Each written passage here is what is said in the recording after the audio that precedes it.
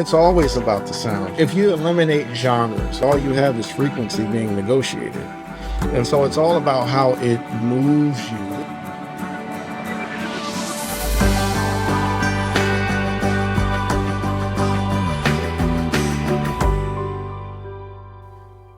Hi, welcome to Resonate, Conversations and Life Lessons from Rancho La Puerta. I'm your host, Barry. Music is an integral part of our guest experience here at Rancho La Puerta. We have concerts and feature live performances every week here at Rancho La Puerta. This summer, we will have our annual folk music festival, and we are having our first ever jazz week, the week of August 23rd. My guest today, Sean Jones, is a featured presenter during Jazz Week. He is internationally acclaimed as a trumpeter, a composer, and a music educator. From his powerful performances with the Jazz at Lincoln Center Orchestra to his role as president of the Jazz Education Network, Sean has become a driving force in shaping the future of jazz while honoring its traditions. I'm really excited to meet him today and to hear him live in August.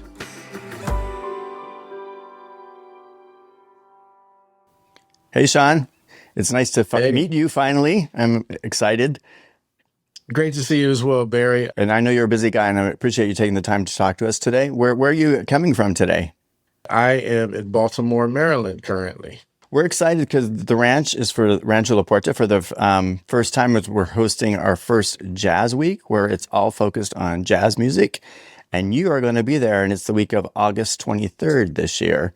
So we're super excited about that. Yes. We hope you're excited too. Oh, very excited. It's a new adventure for us, and we're looking forward to what it all entails. I have to tell you that I grew up in the 80s as a DJ, and I had my own nightclub, but I wasn't really exposed to jazz music very much growing up. So you'll have to educate me as well. But you grew up in Warren, Ohio. Is that correct? I did. Warren, Ohio, which is not a hotbed for jazz music. I didn't think so.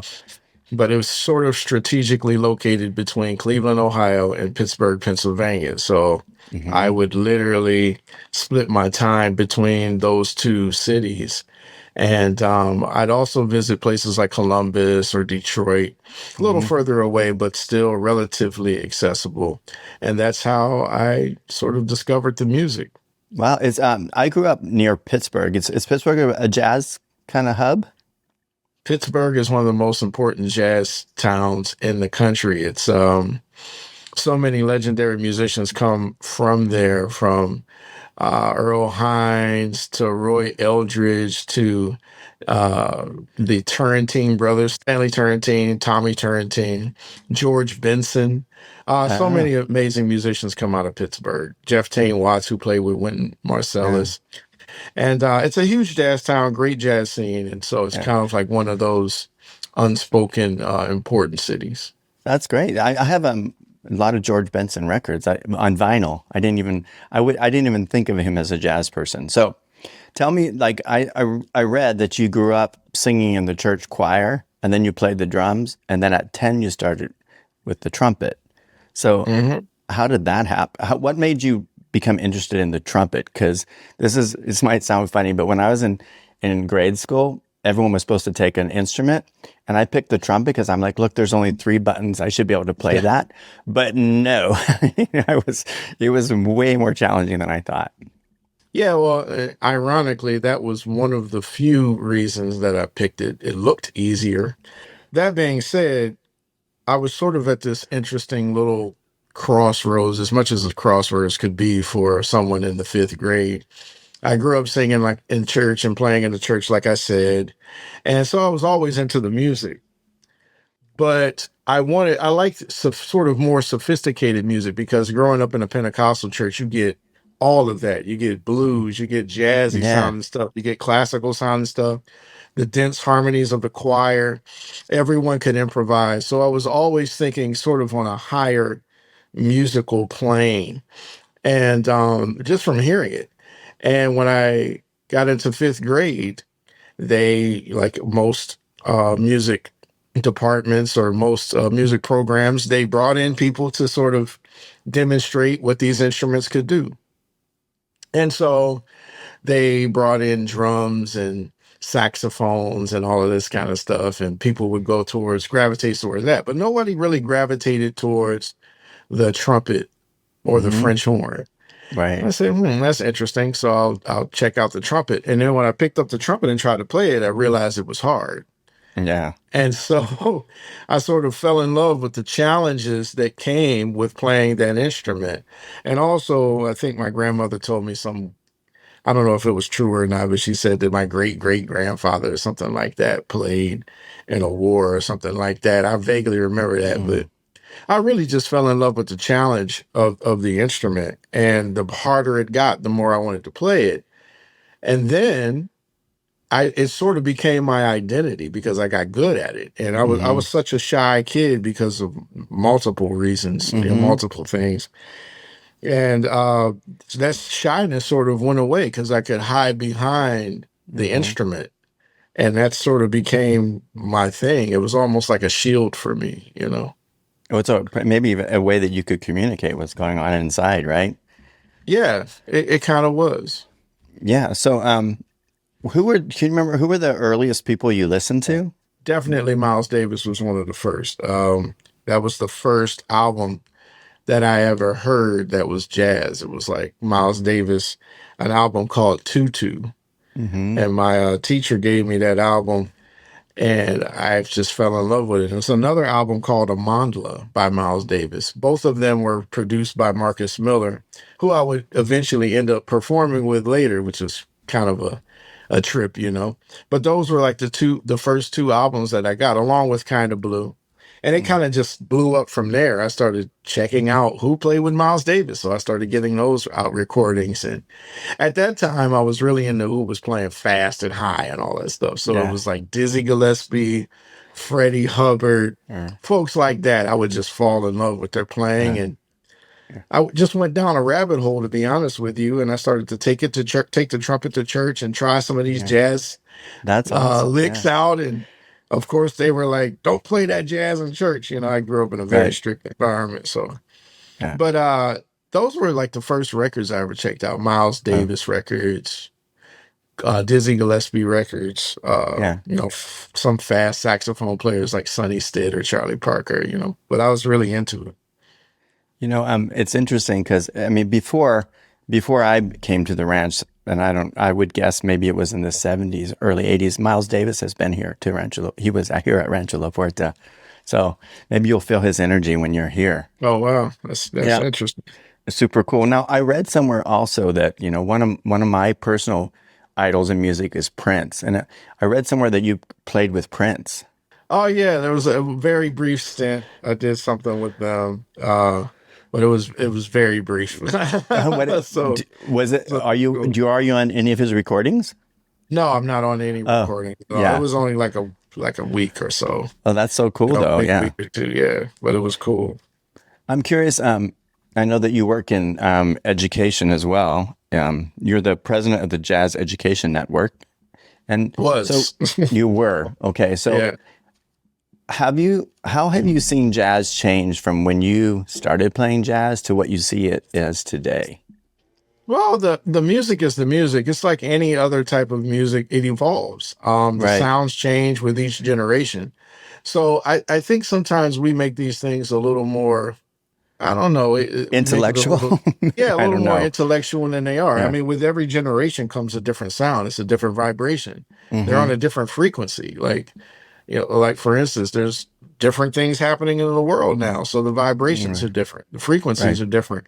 So the sounds are going to be different. How has jazz evolved? I would say that jazz over time, well, in my time, I've been teaching for over 2 decades now. And back then when I first started, it was much more rigid. It was like a kind of this is what you do kind of a Mm-hmm. thing. Now people are much more fluid, and you have more people in jazz education that can actually really present the music and what's going on today. So you have the Right. folks that are playing on, on in the field, doing the festivals, also teaching in the schools. That wasn't necessarily the case when I was growing up. There would be the educators who kind Mm-hmm. of played in their local ensembles or whatever, or maybe played back in the day, and they kind of didn't know what was going on. But now you have people that are actually playing the music and playing the music of today and giving the students much more opportunities to express themselves in multiple ways. Also, with there's a natural marriage, and it's always been there, a natural marriage between pop music and jazz. But now it's sort of more celebrated, and you have students that are able to produce. You have students that are mixing various genres, all kind of genres. They hear it all at once, Mm, and in some respects, it's kind of like a return to that level of exploration that was going on in the 70s, which, in my opinion, the 70s is one of the most exciting times in American music history because there was a lot of mixing of a lot of different sounds and vibrations. And I think we're returning to that, and it's really exciting to see. And the fact that it's in education and accepted in education more is very exciting and appealing. maybe this is making it too intellectual again, but for people to understand, what are some of the qualities that would make jazz a different genre than other types of music? Are there certain things that are part of jazz that make it jazz? Sure. Well, jazz tends to be a little more cerebral than just pop music per se. And what I mean by that, it's there are usually more layers. Mm-hmm. There's more improvisation. The Right. harmonies are often more sophisticated. It's less about the show in jazz and more about the sound that you're hearing. Right. Pop music is kind of all of it. You get the Right. show, it's exciting. It's like everybody's kind of up and moving around and doing their thing. With jazz, it's more about the listening experience, I would say. Yeah. But when we say jazz sonically can depict anything. Right. It can be, like pop music. It could be like country western. I mean, all of these influences are in jazz music. It's just a music that's designed for dancing and listening on a sort of a more elevated level. Right. And that's not to say that pop music is, music for dumb people. I don't believe that. I Right. just think that there's a little bit more sophistication when it comes to jazz, specifically around the practices of improvisation and some of the rhythmic complexities there. So improvisation means that you are just going with the flow and creating on the spot. We're improvising right now. We're having Yeah. a conversation that is Right. being improvised, which means that we're sort of creating the conversation as we go. However, we have a set of tools that we use, which is, Right. Yeah. we're speaking English. So we're using the English language and our mastery of it to be able to communicate to one another. That's what improvisation is. We have a set of tools that we use or Right. a language that we use, harmony, melody, rhythm, phrase, idiosyncrasies. And we use all of that to have a conversation with somebody, in the Right. moment. Yeah. As long as Yeah. we're all speaking the same language, that's a really good analogy. So Yeah. is So it? if I can have my trumpet here. So if I go, the drummer might go bop, bop, bop, bop, bop, bop. See what I'm saying? I So do. Yeah. That's. Yeah. all of those things we're making happen right in the moment, Right. So is it like which a is good? magical. Right. Is it like a good relationship then? The more you play with the same people, the more you learn how to riff off them. Just like any other relationship. The Yes. longer you're with somebody, now granted, you might find out things later about them that you didn't know. Right. Well. But Yeah. hopefully Sure. there's a strong enough foundation to get you past that, to get you, to open that conversation up even further.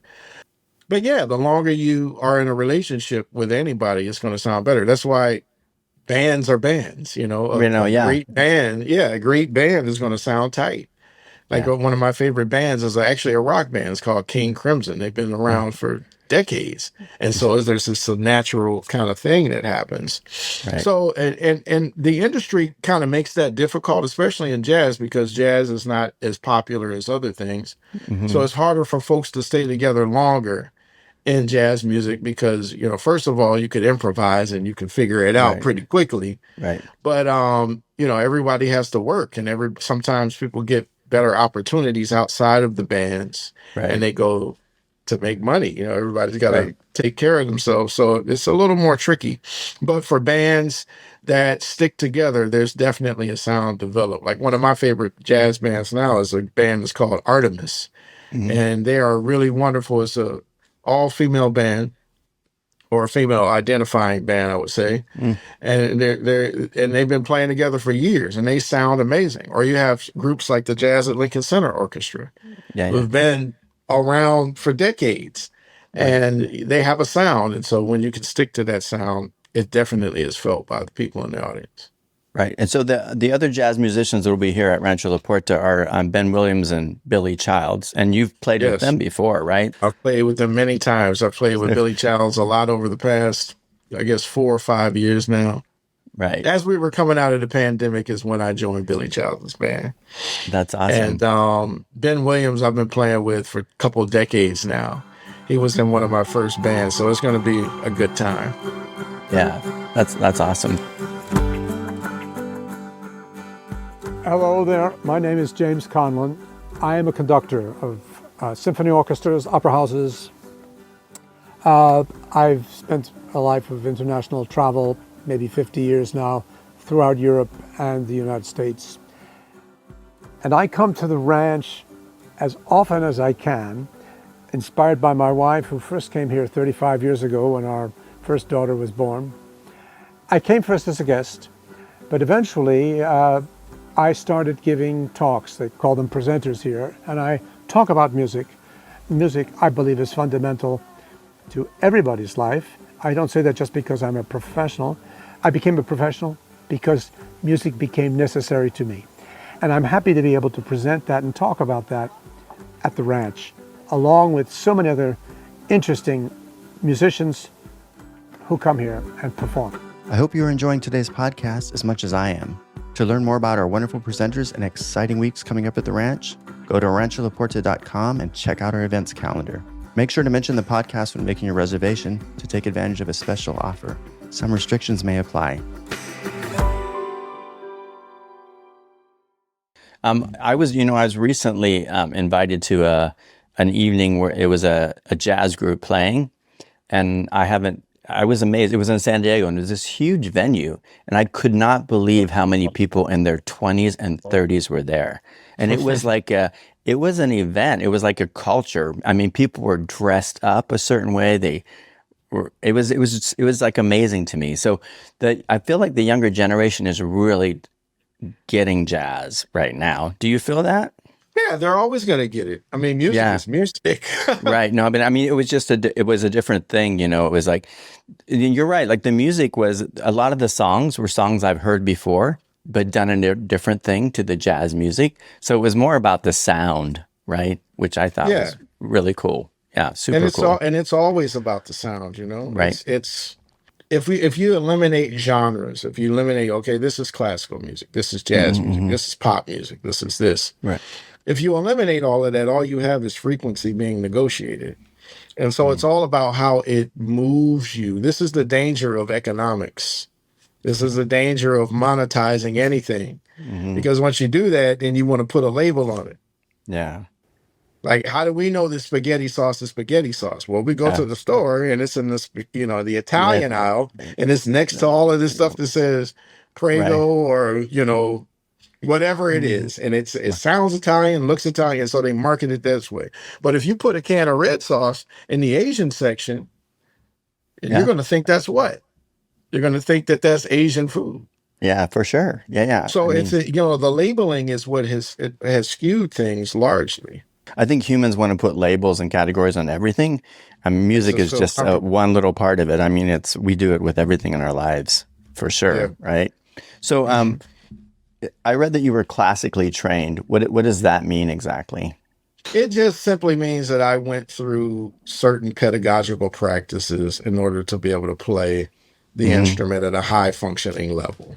Right. So I studied the pedagogy of the instrument very rigorously, and it usually for trumpets or like wind instruments or things like that, you gain mastery through that pedagogy, which is often seeped in the European classical tradition. Hmm. So if you want to play the trumpet and play it well, you can't avoid certain things. You got to do those common practices because the modern trumpet, what you see here, is largely an invention that sort of honed its ability through the European classical repertoire.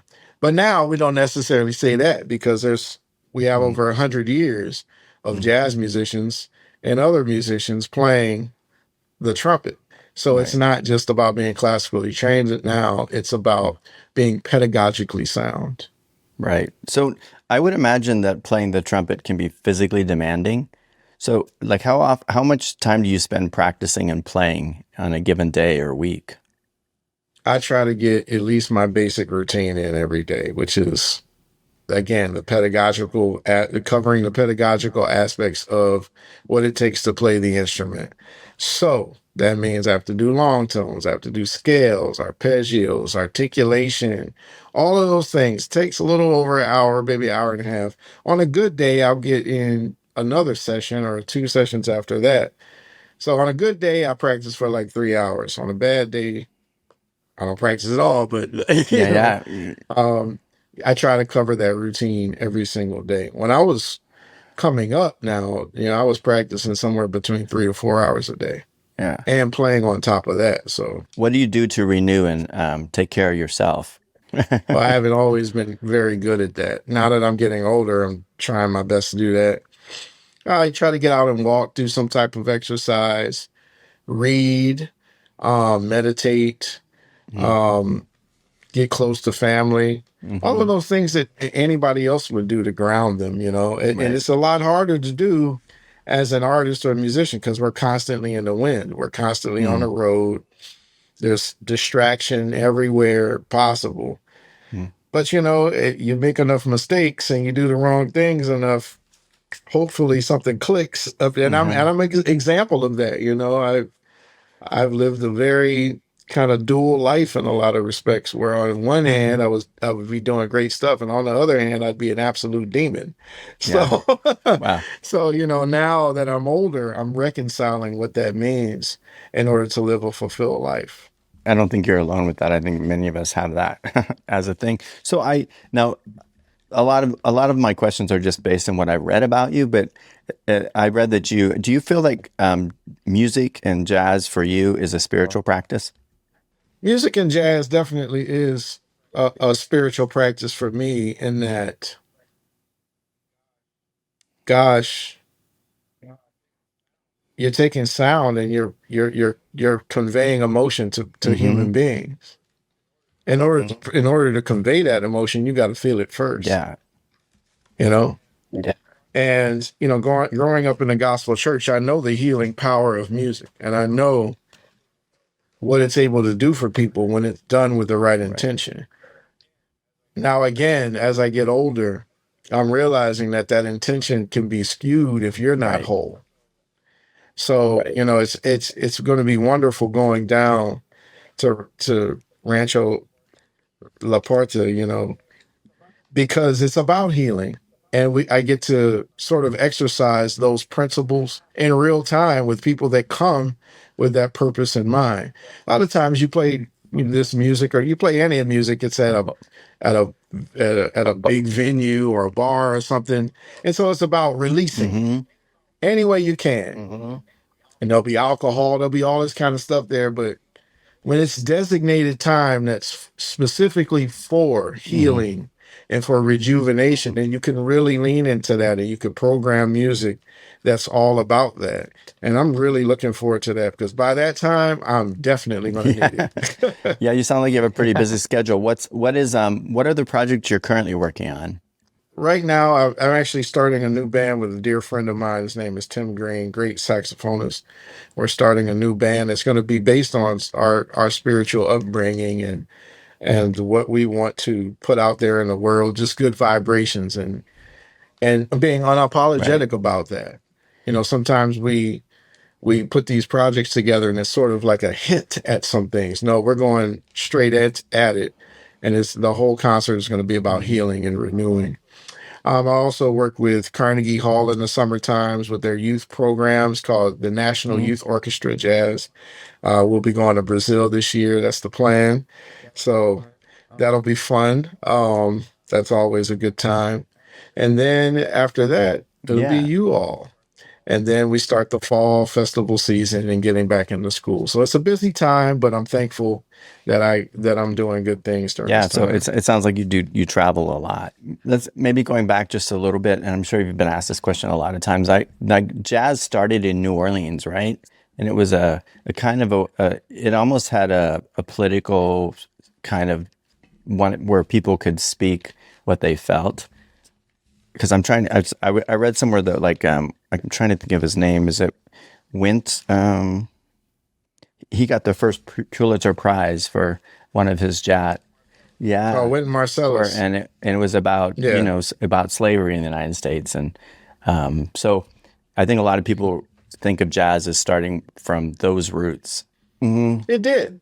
The music was born out of the Hmm. blues, and it was born out of human beings being enslaved, trying to express themselves the best way they could, bending Right. notes, you know, using the sounds that they brought from their native land and mixing them with the sounds that were already here.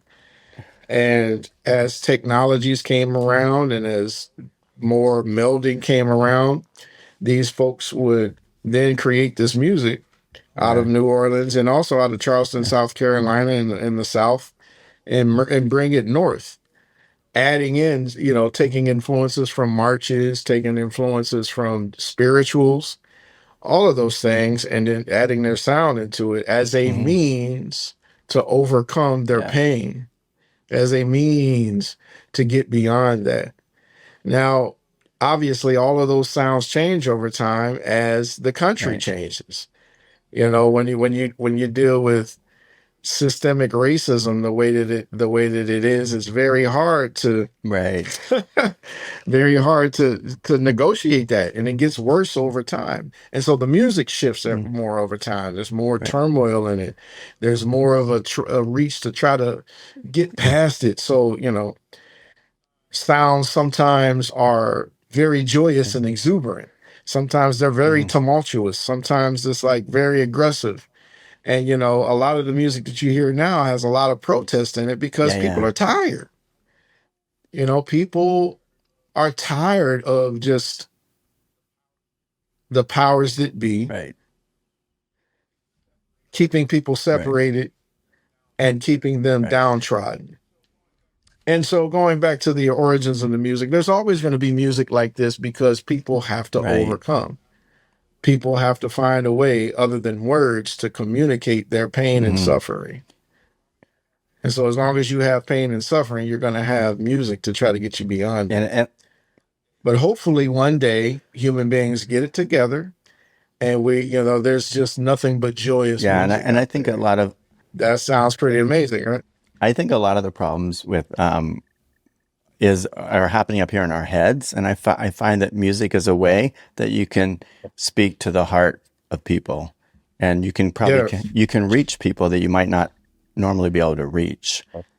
And having said that, you have a new band that you're starting. So when you create new music, do you have an intention? Do you have a message behind in your mind before you start, or does it just kind of come to you? Sometimes it does. Sometimes it just kind Hmm. of comes. Um, with this particular project, there's a level of intentionality around it that I haven't truly explored for a long time. I've kind of explored Right? at it, Yeah. if you will. But with this level of intentionality, it's birthing sounds out of me that I'm looking forward to exploring. But, sometimes songs will Right. just come. you'll hear something. You might hear a bird, and you want to play that. You might hear somebody saying something. And you might hear a cadence in their voice, and you'll want to duplicate that. Again, music is nothing but sound and silence negotiated. So any sound and any silence negotiated can turn into a song. Nature sings songs all day long, and we don't think anything about it. But when we do it, we think it's such a big deal. I think we have so much to learn from nature, for sure. We just got to be quiet and listen for a while. The world is loud, man. Like when everybody's talking all at the same time, and it's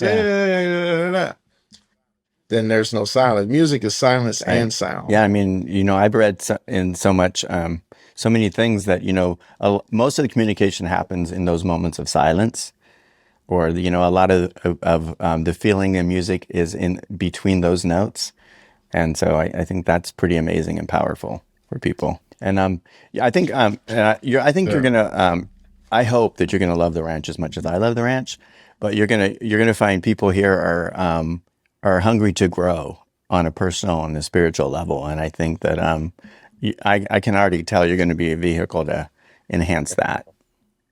So we're looking forward to having you. So I really appreciate you spending this time with me. And I don't want to take up too much more of your time because I know you're a busy guy. So, but I'm so looking forward to meeting you in August and going to your performances.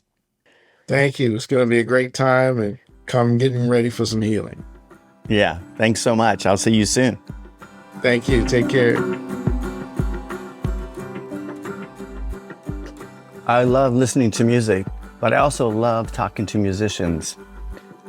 I am a music lover. I've talked about this in the past, but in high school, I was a DJ. In my 20s, I owned my own nightclub. I collect vinyl records and I have a jukebox in my living room. However, I was not exposed to a lot of jazz music growing up. Recently, a friend invited me to a venue that was featuring a jazz concert. I was blown away. Not just by the music, but by the diversity and how crowded it was. There were people from the ages of 21 to 90. There were so many young jazz enthusiasts. And I could tell that they were all enjoying the music and the performances. It was truly an event. I can see why people say that music connects with people on a really personal and deep level. I'm really looking forward to our Jazz Week this year at Rancho La Puerta, beginning August the 23rd. I will get to listen to Sean live then and see him perform, as well as Billy Childs and Ben Williams also performing that week for us. We hope you can join us. And when you sign up, don't forget to mention this podcast and get a special discount. Listen to some good music, and I will see you soon. Until then, wishing you health and daily joy.